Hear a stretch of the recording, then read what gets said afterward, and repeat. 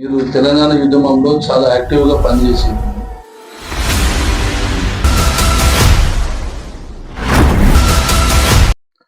ఎట్లెట్లా ఉద్యమ పార్టీ కాస్త రాజకీయ పార్టీ అయ్యిందో ఇదే సంజయ్ కుమార్ గారు మొన్న ఎంపీ ఎలక్షన్లలో తన కార్యకర్తలే కావచ్చు, ప్రజాప్రతినిధులే కావచ్చు, బిఆర్ఎస్ పార్టీకి ఓటేయమని ఒక్కింటికి కూడా వెళ్ళి అడిగిన దాఖలే లేవు. ఈ సంజయ్ కుమార్ గారికి ఇట్లా ఇండైరెక్ట్ ఏదన్నా బీజేపీకి సపోర్ట్ చేసే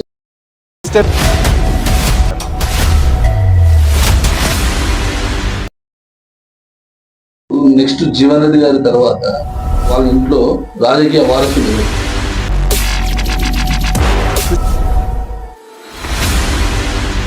నమస్కారం గుండమల్లి గారు. నమస్తే. మా స్టూడియోకి వచ్చినందుకు రియల్ మీడియా స్టూడియోకి చాలా ఆనందం మాకు. ధన్యవాదాలు. ప్రస్తుతం మీరు ఇప్పుడు ఏం చేస్తున్నారు? నేను యూత్ కాంగ్రెస్ జిల్లా ప్రెసిడెంట్ను, అలాగే బిజినెస్ పరంగా కూడా నేను చూసుకుంటున్నాను. రాజకీయంకి ఎప్పుడు వచ్చారు? ఉద్యమం టైంలో? నేను ఉద్యమ కాలంలోనే 2009, 2010 ఈ టైంలోనే నేను క్రియాశీలక రాజకీయ, అంతకుముందు అంటే చిన్న చిన్న చిల్లరగా తిరిగే వాళ్ళము, వాళ్ళ ఒకటి వీళ్ళతో పోయేటోళ్ళం. కానీ 2010లో కంప్లీట్ గా దీంట్లోకి వచ్చేసాను. మీరు తెలంగాణ ఉద్యమంలో చాలా యాక్టివ్ గా పనిచేసారు. వాస్తవానికి అప్పటి పరిస్థితులు, అప్పుడు నేను ఎంబీఏ చేసే కాలంలో విద్యార్థులు మన నీళ్లు, నిధులు, నియామకాల కోసం మనం పడే కష్టాలను దగ్గరికి వెళ్ళి చూసి ఈ ఎట్లాగైనా నేను కూడా ఇందులో పార్టిసిపేట్ చేయాలని చెప్పి నేను కూడా టీఆర్ఎస్ పార్టీలో అప్పుడు కేసీఆర్ గారి సమక్షంలో జాయిన్ కావడం జరిగింది. 2010 నుండి కంటిన్యూగా మనం ఉద్యమం చేసినాం, ఎన్నో పోరాటాలు కూడా సాగించినాం. మీరు ఇంత బిఆర్ఎస్ పార్టీలో ఇంత పనిచేసి ఆ స్టేట్ లో గవర్నమెంట్ ఫామ్ చేసిన తర్వాత మీరు ఎందుకు మళ్ళీ వేరే పార్టీ మారాల్సి వచ్చింది? కాంగ్రెస్ లోకి ఎందుకు రావాల్సి వచ్చింది? ఈ నాయకుడు అంటే ఉద్యమ కాలంలో టీఆర్ఎస్ పార్టీ బాగుండే. ఎట్లెట్లా ఉద్యమ పార్టీ కాస్త రాజకీయ పార్టీ అయిందో అట్లా నాయకులు కొత్త వాళ్ళు రావడం, పార్టీ ఫిరాయింపులు జరగడం, కొత్త వాళ్ళకు ఉద్యమం గురించి తెలియదు, ఉద్యమకారుల ఆవేదన తెలియదు, ఉద్యమకారుల కష్టాలు తెలియదు. వాళ్ళు రావడం, చెప్పుడు మాటలు వినడం. రాజకీయాల్లో మెయిన్గా ఉన్నదంతా చెప్పుడు మాటలు వినడం. ఈ చెప్పుడు మాటలు విని అసలైన కార్యకర్తల్ని కోల్పోయారు. మెయిన్గా ఉద్యమకారులను టీఆర్ఎస్ పార్టీ కోల్పోయింది. కాబట్టి ఈ రోజు ఈ పరిస్థితి ఉంది. మీకు నచ్చిన నాయకుడు? నేను అత్యంత దగ్గరికి వెళ్ళి చూసి చాలా మంది నాయకులు చూసా, కానీ special person Jeevan Reddy sir. ఎందుకంటే జీవన్ సార్ స్టైల్, రాజకీయ స్టైల్ కానీ, అతని వ్యక్తిత్వం కానీ, అతని దగ్గరికి వెళ్ళి ఎవరు చూసినా అతను వదులుకోరు. ఇప్పుడు నేను అతని దగ్గర పనిచేయడం, అతని ముఖ్యాంశం కూడా నేను చాలా హ్యాపీగా ఉన్నా. నా లైఫ్ టైం అతనికే పనిచేస్తా అని చెప్పి నేను ఫిక్స్ అయి ఉన్నా. అంత మంచి నాయకుడు అతను. మన రేవంత్ రెడ్డి గారు పిసిసి అవ్వడానికి కారణం వెనకాల బ్యాక్ సపోర్ట్ 100% జీవన్ రెడ్డి గారు ఇచ్చిందంటారు. అది నిజమేనా? కొంతవరకు ఇది నిజమే. ఎందుకంటే అప్పటి పరిస్థితులు, నల్గొండ రెడ్డిల డామినేషన్ కాంగ్రెస్ పార్టీలో ఎక్కువ ఉన్న పరిస్థితులల్లో రేవంత్ రెడ్డి గారిని యాక్సెప్ట్ చేయలేదని తెలుసు. అయితే ఈ కష్టకాలంలో, క్లిష్టమైన పరిస్థితులల్లో జీవన్ రెడ్డి సాబ్ గారు చాలా మోరల్ గా సపోర్ట్ చేసారు. ఇది కొంతవరకు అయితే నిజమే. ఇప్పుడు మన డాక్టర్ సంజయ్ కుమార్ గారు బిఆర్ఎస్ లో గెలిచి కాంగ్రెస్ లోకి జీవన్ రెడ్డి గారికి ఒక మాట కూడా చెప్పకుండా వచ్చారు. తనకి చెప్పకుండా పార్టీలో జాయిన్ చేసుకున్నారు. దాన్ని మీరు ఎట్లా చెప్తారు? అప్పుడు పరిస్థితులు, టిఆర్ఎస్ పార్టీ ఉద్యమ పార్టీ కాస్త రాజకీయ పార్టీ అయిన తర్వాత టిఆర్ఎస్ పార్టీ ఏదైతే పొరపాటు చేస్తుందో, కార్యకర్తల అభీష్టాన్ని, నాయకుల అభీష్టాన్ని, కష్టకాలంలో పట్టుకుని ఏడ్చిన కార్యకర్తలను పక్కకు పెట్టుకొని వాళ్ళది అడగకుండా నాయకులు ఎట్లయితే తీసుకున్నామో అందరు కలిపి ఒకటే గూట్లోకి వచ్చినట్టు అయిపోయిన తర్వాత ఇప్పుడు కాంగ్రెస్ పార్టీ కూడా ఇదే తప్పు చేస్తుంది. ఇప్పుడు మనకు మెజార్టీ ఉన్నా కూడా మళ్ళీ వీళ్ళందరినీ తీసుకొని ఇప్పుడు మళ్ళీ అందరూ ఒక తాటికి వస్తారు. ఈ తాటికి వచ్చిన తర్వాత ఇప్పుడు బ్యాలెన్స్ ఉన్న పార్టీ దెబ్బ ఉంటుంది. ఇప్పుడు ఇది ఏదైనా కొంతవరకు పార్టీకి నష్టమే అనిపిస్తుంది. కుమార్ గారు పార్టీలో జాయిన్ అయిన తర్వాత మీ కార్యకర్తలు అందరూ చాలా పోరాటం చేసిరు, అధిష్టానమే దిగి వచ్చేటట్టు చేసిరు. అధిష్టానం జీవన్ రెడ్డి గారికి ఏం హామీ ఇచ్చాం? అయితే ముఖ్యంగా మా సారు వాళ్ళని తీసుకోవడంలో మాకు ఎలాంటి అభ్యంతరం లేదు. కాకపోతే ఒక మాట ఏంది అంటే మనకు ఇంత సీనియర్ మోస్ట్ మనం కష్టకాలంలో పార్టీని పట్టుకొని ఉన్నాం. 40 ఏళ్ళ సుదీర్ఘ రాజకీయం ఉంది మనది. మనము 2014లో ఉమ్మడి కరీంనగర్ జిల్లాలో మనం ఒక్కలమే ఎమ్మెల్యే. 2018లో మనం ఓడిపోయినా కూడా 2019లో ఇమీడియట్లీ మనం రిబ్యాక్ అయ్యి ఎమ్మెల్సీ గెలిచినాం. ప్రజల గొంతును మనం ప్రతిపక్షంలో ఉండి పూర్తిగా గవర్నమెంట్ మీద పోరాటం చేసిన వ్యక్తి జీవన్ సాబ్. అటువంటి నాయకుడు కొంతవరకు మీరు మీ అంటే ఏ అనాలిసిస్ ప్రకారం తీసుకుంటారో కానీ ముఖ్యంగా మీరు చేసే పొరపాటు ఏంటంటే సరే తీసుకోండి తప్పులేదు. చెప్పి తీసుకొని ఉంటే బాగుంటుండే అనే ఫీలింగ్ తోటి కార్యకర్తలంతా ఇంత మంచి నాయకుని ఇంత గొప్ప నాయకుని పక్కకు పెట్టేసి ఎట్లా తీసుకుంటారు అనే ఫీలింగ్ లో వచ్చి బాధలతోటే మనం పోరాటం చేసినాం.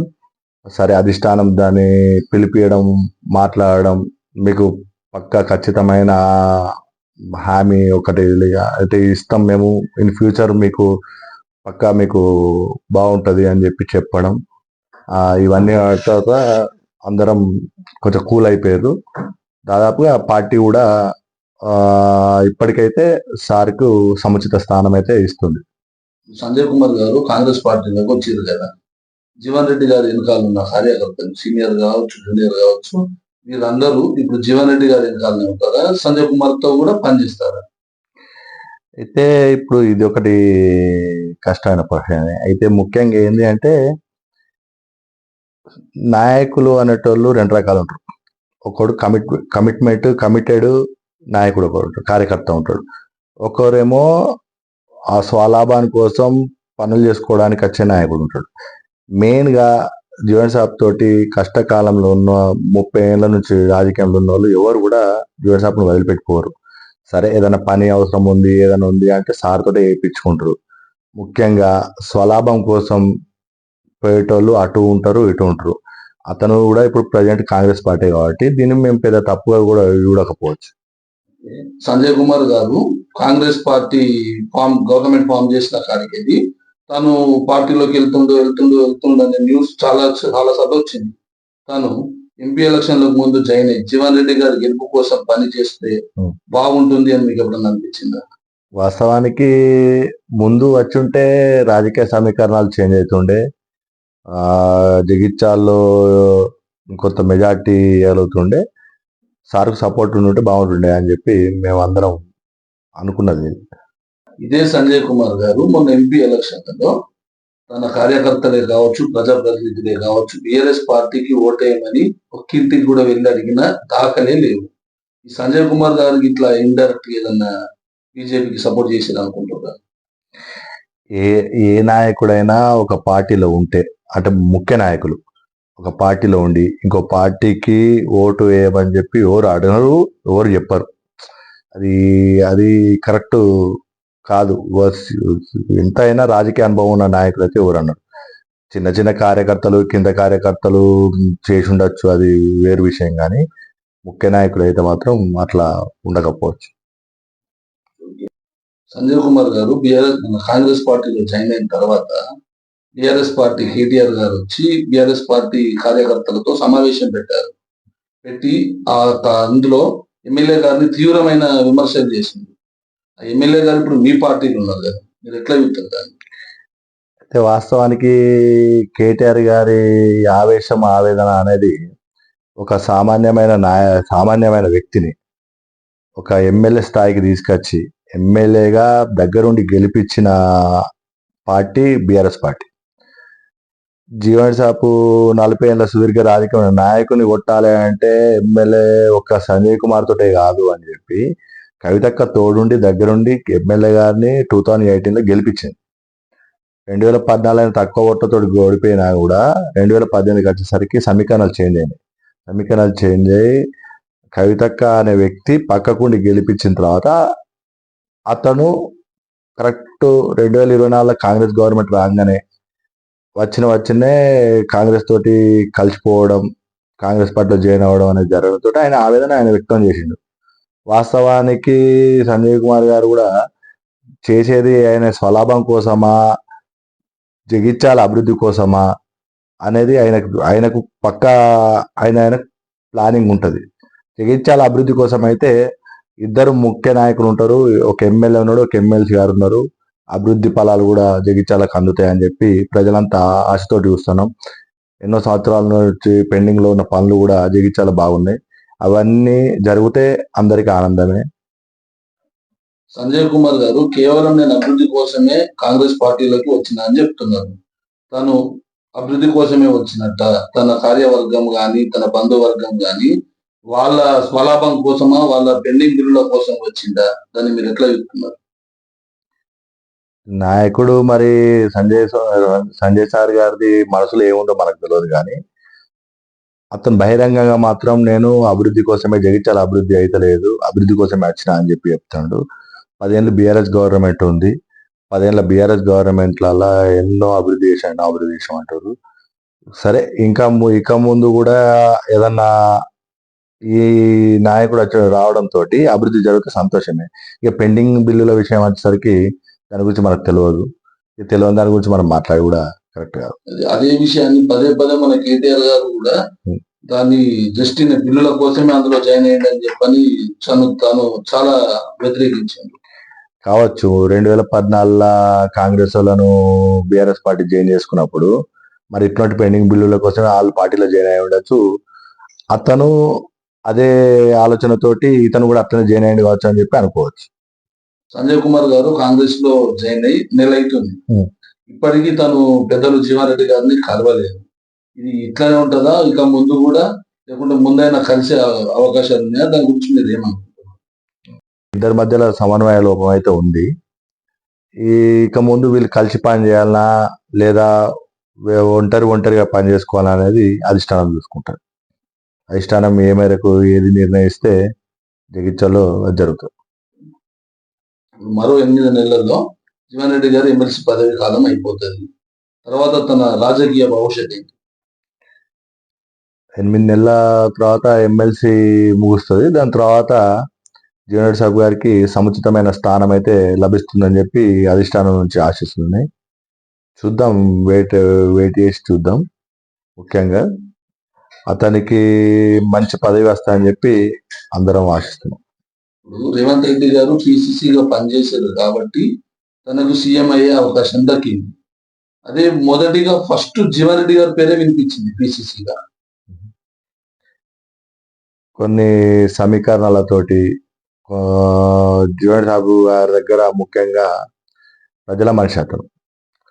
ఈ డబ్బున నాయకులది కానీ ఢిల్లీ లాబింగ్ కానీ జీవన్ సాబ్ కాదు.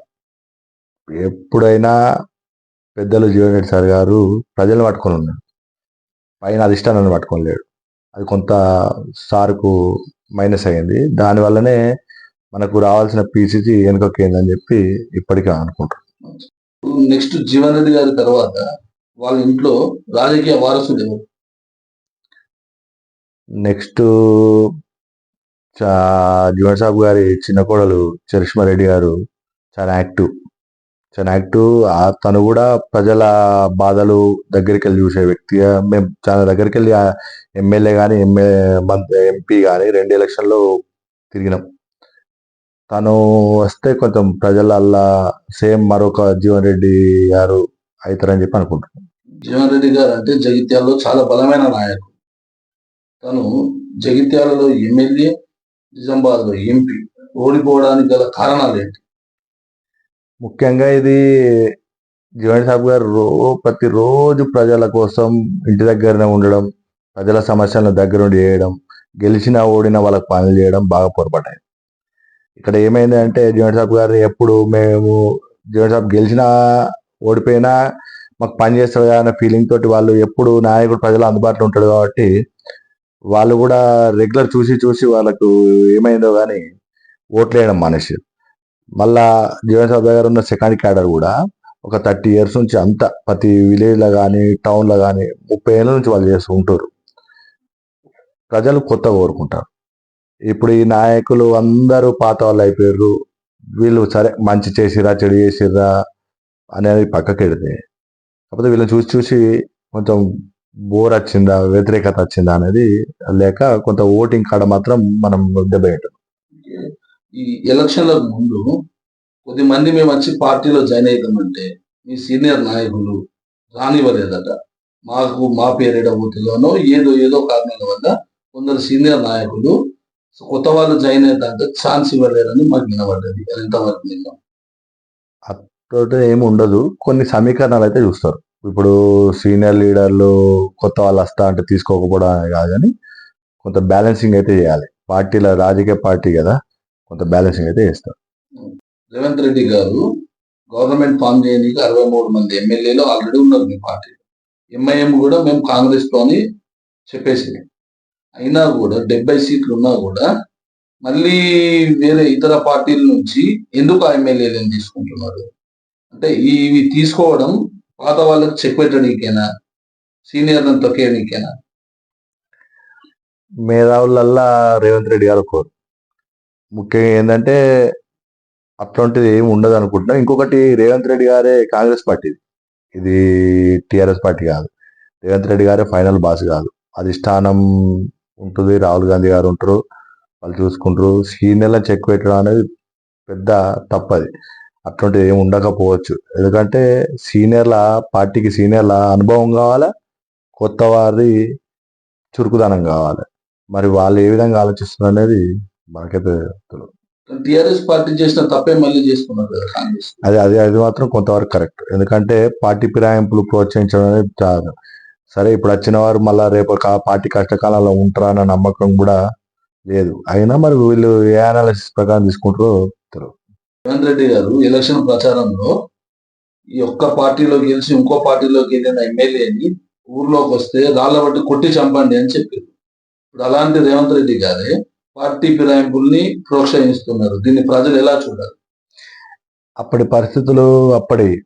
ఇప్పుడు మన ప్రతిపక్షంలో ఉన్న కేసీఆర్ గారు ఏ క్షణము అయినా పార్టీని పడగొడతా అనడం, ఏదైనా చేసే అవకాశాలు ఉన్నాయని చెప్పి ఇప్పటి పరిస్థితులను బట్టి రేవంత్ రెడ్డి గారు తన ఆలోచన విధానాన్ని మార్చుకోవచ్చు.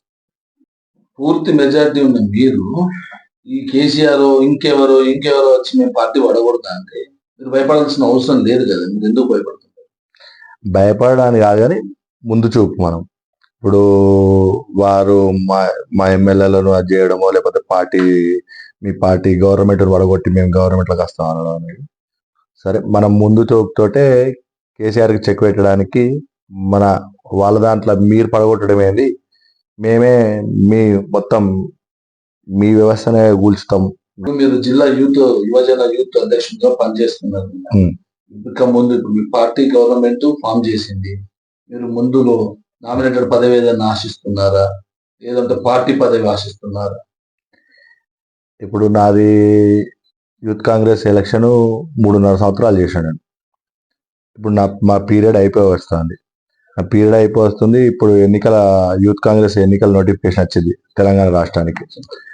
జోయల్ సాబ్ గారు అప్పుడు నన్ను యునానిమస్ గా ఒక అభ్యర్థిగా నన్ను నిలబెట్టడం, నా దగ్గర నుండి గెలిపేయడం. ఇప్పుడు నాతో పాటు ఇప్పుడు బీరన్ రాయేష్ అని చెప్పి కొత్త తనని యునానిమస్ గా అభ్యర్థిగా నిలబెట్టడం, తన గెలుపు కోసం మేము అందరం ప్రయత్నం చేస్తాం. ఆ వ్యక్తిని పెట్టిండు. సరే, ఇప్పుడు నాకు పార్టీ పదవి ఇస్తారా, లేకపోతే నామినేటెడ్ పోస్ట్ ఇస్తారా అనేది పెద్దలు జీవన్ సాబ్ గారు చూసుకుంటారు. రిక్వైర్మెంట్ అయితే లేదు. మనకంటూ అట్లా రాజకీయంలో పనిచేస్తూ పోవాలి. పదవి దాని సమయం వచ్చినప్పుడు అదే వస్తుంది.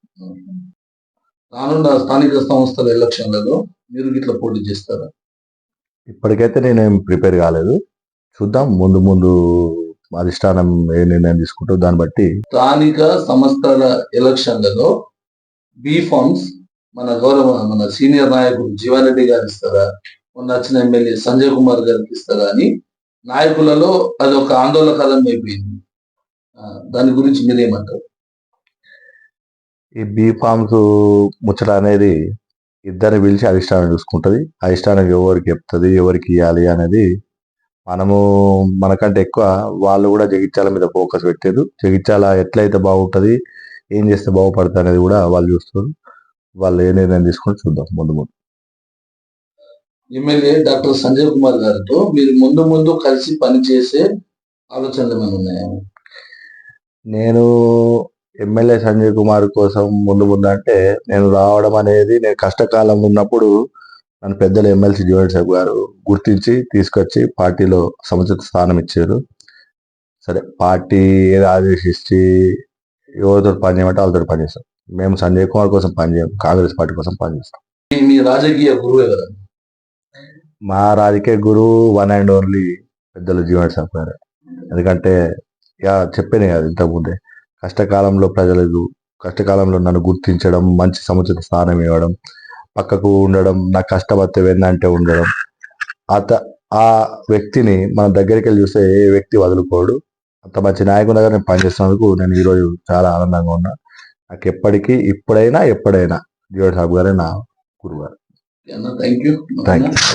మీ విలువైన సమయాన్ని మాకు ఇచ్చినందుకు ధన్యవాదాలు.